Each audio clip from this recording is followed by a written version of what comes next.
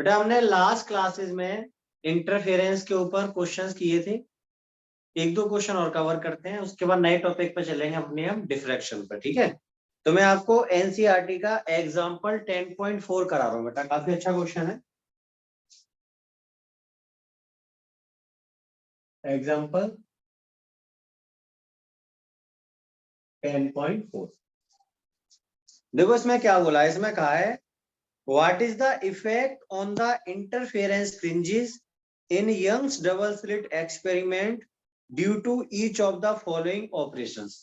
ठीक है बेटा, हमें पूछा है बाई डीएससी में क्या फर्क पड़ेगा। फर्क का मतलब बेटा फ्रिंज विड्थ चाहिए, इसका जो मतलब है। ठीक है, तो आप जानते थे बाई डीएससी में क्या होता था। इसका जो बेटा एक सिंगल स्लिट का प्लेन होता था, इसके जस्ट ऊपर नीचे बेटा सेम डिस्टेंस पर दो स्लिट होती थी, S1 और S2। इन दोनों के बीच के गैप को हम क्या बोलते थे बेटा, स्मॉल डी कहते थे। तो यहाँ पे एक स्क्रीन होती थी, स्क्रीन का डबल स्लिट के प्लेन के बीच का गैप क्या होता था, कैपिटल डी। और आप बेटा जानते थे जो फ्रिंज विड्थ होती थी, फ्रिंज विड्थ क्या होती थी beta equal to lambda capital D upon small d. और बेटा आपको पता होना चाहिए कि फ्रिंज विड्थ का मतलब क्या होता है, दो लगातार डार्क या ब्राइट के बीच का गैप। जैसे मान लीजिए बी नॉट है बेटा, यहाँ पे पहला डार्क आ गया, फिर पहला ब्राइट आ गया, दूसरा डार्क आ गया। ऐसे बेटा नीचे भी होंगे, पहला डार्क, पहला ब्राइट, दूसरा डार्क। तो आप जानते हो दो लगातार डार्क या दो लगातार ब्राइट के बीच के गैप को हम क्या बोलते हैं, फ्रिंज विड्थ कहते हैं। बेटा देखो ये बी नॉट से B1 सेंट्रल से पहला, या B1 से B2, तो बेटा ये भी हमारा बीटा है। या मैं कहूँ पहले डार्क से दूसरा डार्क, ये भी क्या है, बीटा है। तो आपने बेटा बीटा का फॉर्मूला पढ़े। क्वेश्चन है उनका कुछ चेंजेस करके पूछना चाह रहा है कि बताओ बाई डीएससी पर क्या फर्क पड़ेगा, इट मींस फ्रिंज विड्थ पर क्या फर्क पड़ेगा। देखो क्या पहला कंसेप्ट जो उसने पूछा है यहाँ पर ए पार्ट, इसमें कहा है the screen is moved away from the plane of slits. जो बेटा स्लिट्स का प्लेन है, ये रहा स्लिट्स का प्लेन, इससे स्क्रीन को कहाँ लेके जा रहे हैं, दूर लेके जा रहे हैं। इसमें बोला है screen is moved away, screen is moved away. बेटा स्क्रीन को दूर ले जाने का मतलब कैपिटल डी क्या हो रहा है, बढ़ रहा है। This implies capital D increases. So बेटा देखो कैपिटल डी के बीटा डायरेक्टली है कि नहीं यहाँ पे, तो कैपिटल डी इंक्रीज हो रहा है तो बीटा भी इंक्रीज होगा, एज बीटा जो है कैपिटल डी के डायरेक्टली प्रोपोर्शनल है, इसलिए हो गया। ठीक है, तो पहला आंसर हो गया। जब हम स्क्रीन को दूर भगाएंगे तो जो लगातार दो ब्राइट या दो लगातार डार्क है उनका गैप बढ़ जाएगा, इसका मतलब फ्रिंज विड्थ बढ़ जाएगी। अब बेटा इसके बी पार्ट पर आते हैं। बी पार्ट में कह रहा है द मोनोक्रोमेटिक, मोनोक्रोमेटिक माने single colour, the monochromatic source is replaced by another monochromatic source of shorter wavelength. अब बेटा हमने कोई दूसरा सोर्स ले लिया है जिसकी वेवलेंथ क्या है, छोटी है। इसका मतलब पहले वेवलेंथ ज्यादा थी, अब वेवलेंथ कम हो गई है। ठीक है, हम कह सकते हैं source of smaller wavelength is used. इसका तो बड़ा सिंपल सिंपल ये हो गया कि लेमडा को क्या करा है, डिक्रीज करा है।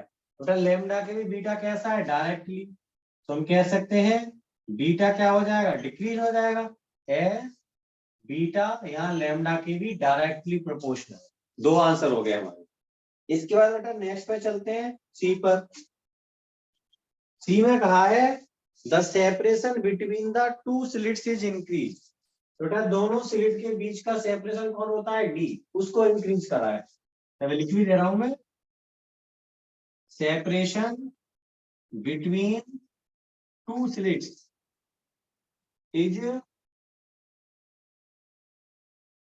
इंक्रीज। दिस इंप्लाइज डी की वैल्यू इंक्रीज हुई है। तो बेटा देखो डी के तो इनवर्स लिया ना बेटा, तो डी डिक्रीज इंक्रीज हुआ है तो बीटा की वैल्यू क्या हो जाएगी, डिक्रीज हो जाएगी। फ्रिंज विड्थ बेटा यहाँ पे घट जाएगी, एज बीटा जो है डी के इनवर्सली प्रोपोर्शनल है। नेक्स्ट पर आते हैं बेटा डी वाला पार्ट, डी और ई दोनों एक जैसे हैं, एक साथ डिस्कस करेंगे। पहले बेटा यहाँ तक का स्क्रीनशॉट लीजिए आप।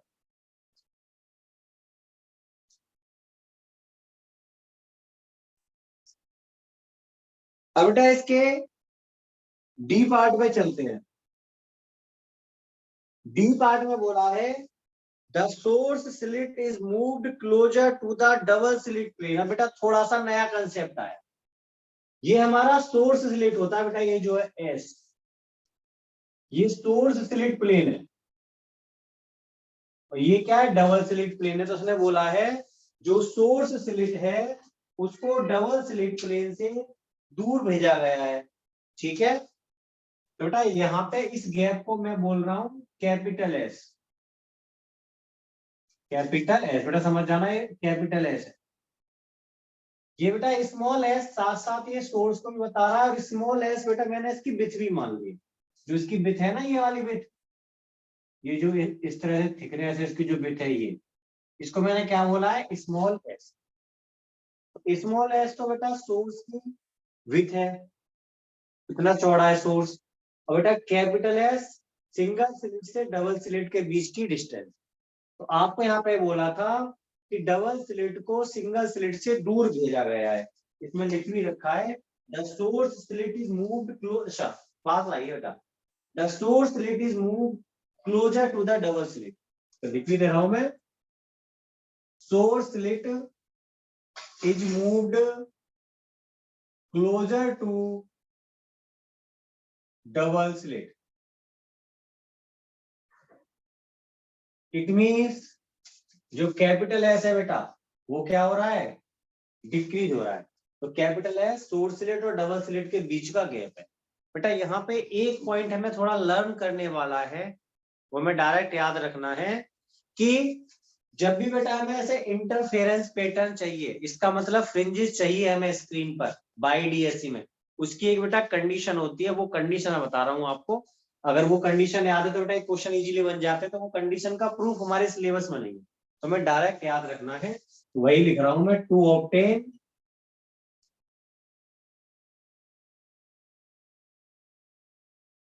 Interference pattern. बेटा इंटरफेरेंस पैटर्न ऑब्टेन करने के लिए small s upon capital S जो होगा वो हमारा लेमडा बाई डी से छोटा होना चाहिए बेटा, ये कैपिटल एस, ये कंडीशन है। अगर ये कंडीशन बेटा जब तक सेटिस्फाइड है तब तक तो हमें स्क्रीन पर फ्रिंजेस दिखेंगी, इसका मतलब इंटरफेरेंस पैटर्न मिलेगा। कैसे बेटा ये कंडीशन अगर फेल हो गई तो उस कंडीशन में बेटा हमें यहाँ पर अलग अलग फ्रिंजेस नहीं मिलेंगी, पूरी स्क्रीन कैसी दिखेगी, ब्राइट दिखेगी, सेंटर के बाद बेटा डार्क नहीं दिखेगा, बल्कि पूरी स्क्रीन ब्राइट ही दिखेगी, ठीक है। तो हमें इंटरफेरेंस पैटर्न नहीं मिलेगा, तो ये कंडीशन बेटा होनी चाहिए इंटरफेरेंस पैटर्न के लिए। अब जरा ध्यान से देखो, मैं क्या चाहूंगा, मैं चाहूंगा small s upon capital S हमेशा लेमडा अपॉन डी से छोटा रहे। तो देख रहा आप, डी तो हमारा फिक्स है, लेमडा भी बेटा हमारा फिक्स है, जो भी लाइट होगी अपनी वेवलेंथ, तो ये तो हमारा फिक्स है। मान लिया लेमडा अपॉन डी की वैल्यू थोड़ी देर के लिए समझ लो 10 है, और इसमें एस अपॉन कैपिटल एस की वैल्यू मान ली मैंने 5, सपोज कर ली, तो वही सही है, 10 से छोटा है 5, कोई प्रॉब्लम नहीं है। ये बेटा बदल ही नहीं रहा, हमारा 10 का 10 है, क्योंकि ना तो मैंने लेमडा में चेंज किया है, ना बेटा मैंने स्मॉल डी में चेंज किया है। अब चेंज मैं किसमें कर रहा हूँ, कैपिटल एस में। अब सोचो कैपिटल एस की वैल्यू को बेटा मैं घटा रहा हूँ, जब कैपिटल एस घटेगा, देखो नीचे वैल्यू छोटी होगी, ओवरऑल रिजल्ट कैसा होता जाएगा, बड़ा होता जाएगा। तो मैं लगातार कैपिटल एस को कम करता जा रहा हूँ, इसका मतलब सोर्स स्लिट को डबल स्लिट के पास लाते जा रहा हूँ मैं लगातार। तो उससे क्या होगा, ऐसा पर एस की वैल्यू 6 होगी, बढ़ के 7 होगी, 8 होगी, बेटा ऐसे होते होते जैसे 10 होगी तुरंत कंडीशन फेल, क्योंकि हमें पता है लेमडा अपॉन डी से small s upon capital S छोटा होना चाहिए। बेटा जैसे ही 10 पहुंचेगा बराबर हो गया, काम खराब, आगे और करोगे तो 10 से बड़ा ही होता जाएगा। तो जब तक हमारा small s upon capital S lambda upon D से छोटा है तब तक हमें इंटरफेरेंस पैटर्न मिलेगा, उसके बाद इंटरफेरेंस पैटर्न नहीं मिलेगा, ठीक है। तो यहाँ से कह सकते हैं when capital S decreases, this implies जो small s upon capital S increase होगा, ठीक है। when small s upon capital S will become equal to और greater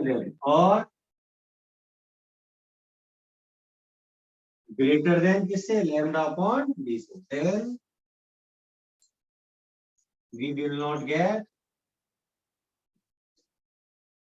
interference pattern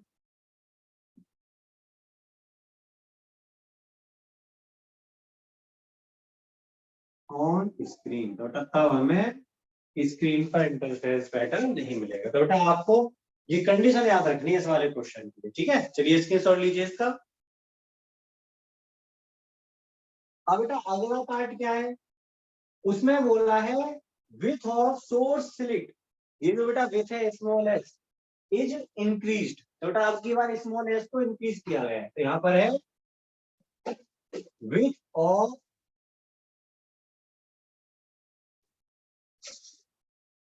source select is increase. This implies बेटा जो small S है उसको बढ़ाया है।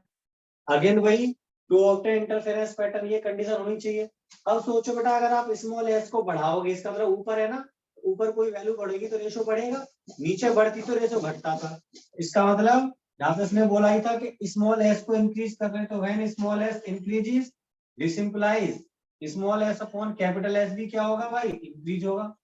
फिर वही कंडीशन बढ़ते बढ़ते बेटा जैसे ही एस अपॉन एस इक्वल और ग्रेटर हो जाएगा लैम्डा अपॉन डी से, तो हमें इंटरफेरेंस पैटर्न स्क्रीन पर नहीं बोलेगा। तो देखो सिमिलर क्वेश्चन था एकदम। चलिए बेटा स्क्रीनशॉट लो इसका। अब बेटा नेक्स्ट पार्ट पर आते हैं, इसके एफ पार्ट पर। एफ पार्ट में क्या बोला है, the monochromatic source is replaced by source of white light. बेटा मोनोक्रोमेटिक सोर्स क्या होता है, जिसमें केवल सिंगल कलर होता है, लेकिन व्हाइट लाइट में कितने कलर होते हैं, 7। तो बेटा अगर हम मोनोक्रोमेटिक सोर्स को व्हाइट लाइट से रिप्लेस कर दे तब क्या फर्क पड़ेगा हमारे इंटरफेरेंस पैटर्न पर, वो हमें देखना है। तो नेक्स्ट है बेटा एफ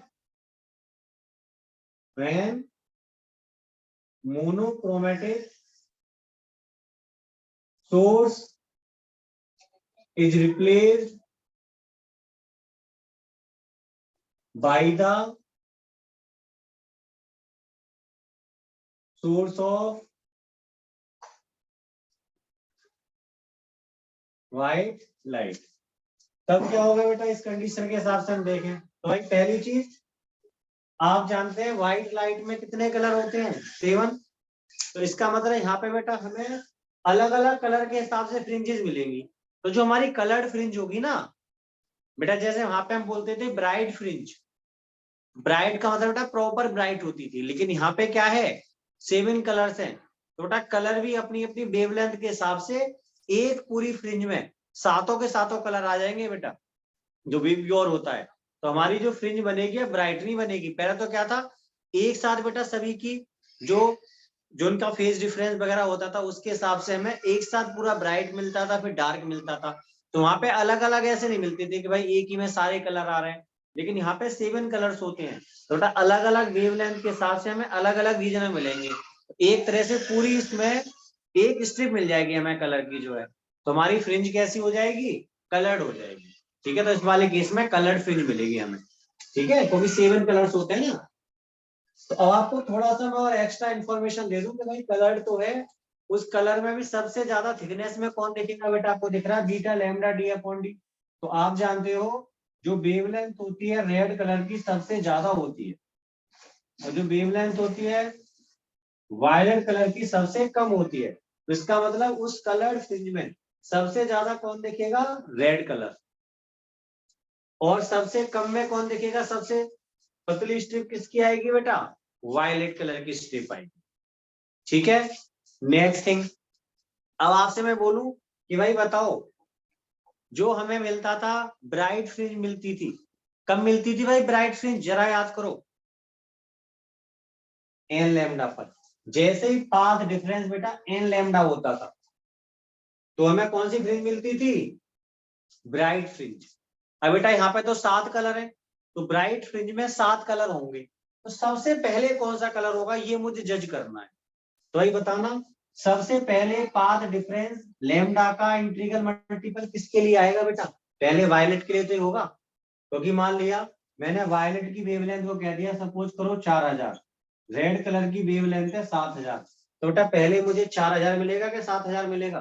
तो ये पहले तो 4000 ही मिलेगा ना, क्योंकि जो उनके बीच का पाथ डिफरेंस है बढ़ते बढ़ते बेटा पहले तो 4000 होगा, उसके बाद 7000 पहुंचेगा। तो इसका मतलब मुझे ब्राइट फ्रिंज के बाद सबसे पहले कौन सा कलर मिलेगा बेटा? अगले ब्राइट में वायलेट मिलेगा।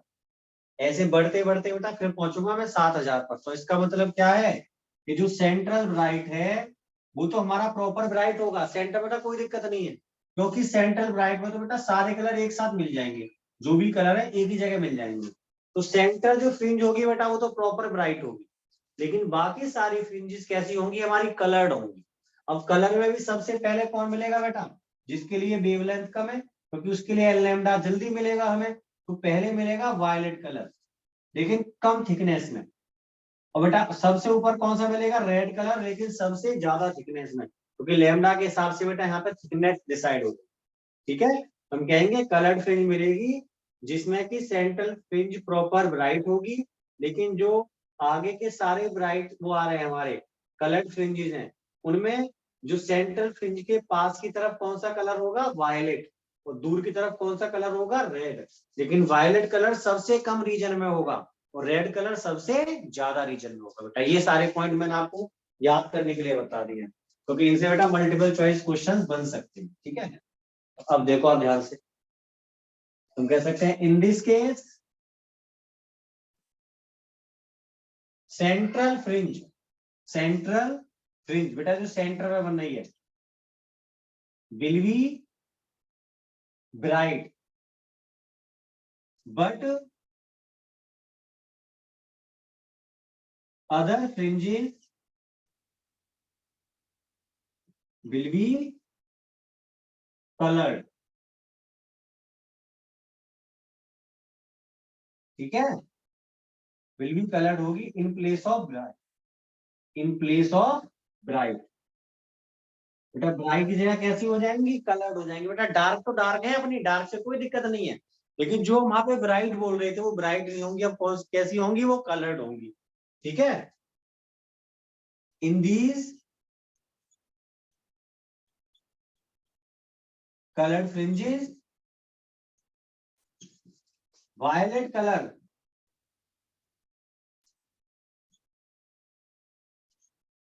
will be towards the central fringe। Violet colour क्या होगा? सेंटर फ्रिंज की तरफ होगा, towards the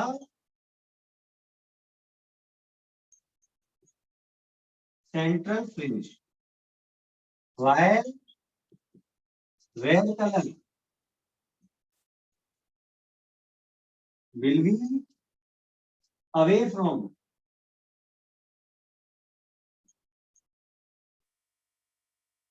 the central fringe।